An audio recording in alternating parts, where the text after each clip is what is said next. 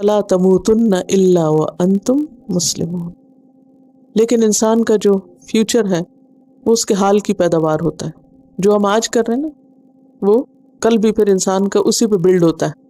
جیسے ایک عمارت بنتی ہے نا تو اگر نیچے سے ٹیڑھی ہو تو کیا ہوتا ہے, اوپر ٹیڑھی ہوتی جائے گی. اور اگر ایک ایک اینٹ سیدھی رکھتے جائیں تو کیا ہوگا, آخر تک سیدھی جاتی جاتی سیدھی ہوگی.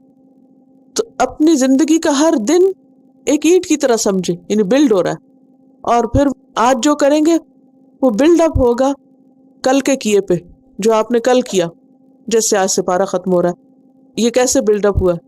ہر ہفتے آپ نے ایک حصہ کیا, پھر اگلے ہفتے اور کیا, پھر اور کیا, پھر اور کیا, پھر وہ بلڈ اپ ہوتے ہوتے اپنے اختتام کو پہنچا. اسی طرح ہماری زندگی بھی اپنے اختتام کو پہنچتی ہے, اور ہر دن ہے ایک برک کی طرح, ایک اینٹ کی طرح, ایک کے اوپر آپ ایک رکھتے جاتے رکھتے جاتے رکھتے جاتے. تو اگر آپ سیدھی اینٹیں رکھیں گے تو پھر وہ سیدھی اوپر دیوار جائے گی. اور اگر ہم کبھی ادھر لڑکیں کبھی ادھر, آج اچھا کر لیا کل انتہائی خراب کام کر لیا, کبھی کیا کبھی نہ کیا, تو یہ طریقہ ٹھیک نہیں, معلوم نہیں پہ کہاں اینڈ اپ ہو. تو اسٹریٹ رہے, لینز اپنی چینج نہ کریں, سیدھے چلتے جائیں تاکہ اینڈ بھی پھر صحیح جگہ پر جا کر ہو. یعنی کسی صورت تمہاری موت نہ آئے مگر یہ کہ تم مسلمان ہو. یعنی اس کا یہ مطلب نہیں کہ بس آخری وقت بس کلمہ پڑھ لینا اور سمجھنا اب سب ٹھیک ہے.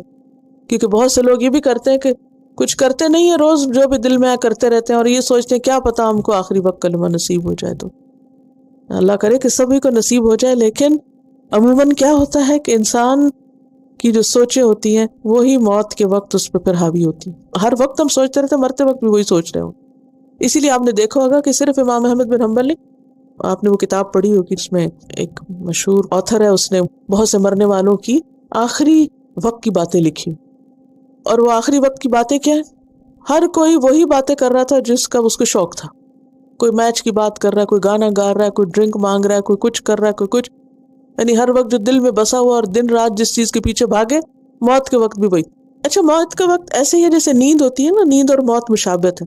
آپ نے دیکھو کچھ لوگ نیند میں باتیں کرتے ہیں, سنا ہوگا. یا آپ کبھی بچوں کو اٹھانے جائیں تو وہ کیا کہتے ہیں, جو وہ دن کو کرتے ہیں نا وہی کر رہے ہوتے ہیں.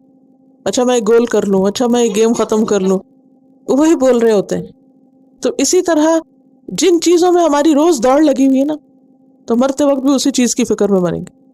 تو ہم سب کو اپنی نیتیں, اپنے دل, اپنی زبان ٹھیک رکھنی چاہیے. یہ نہیں کہ آج ہم گالیاں دیں تو کل موت کے وقت کلمہ پڑھیں. زبان سے غلط الفاظ جو ہیں ان کو نہ نکالیں. اپنے دل کو دوسروں کے لیے اچھا رکھیں, سوچ سمجھ کے کام کریں تاکہ آخری وقت میں بھی خیر و عافیت ہو.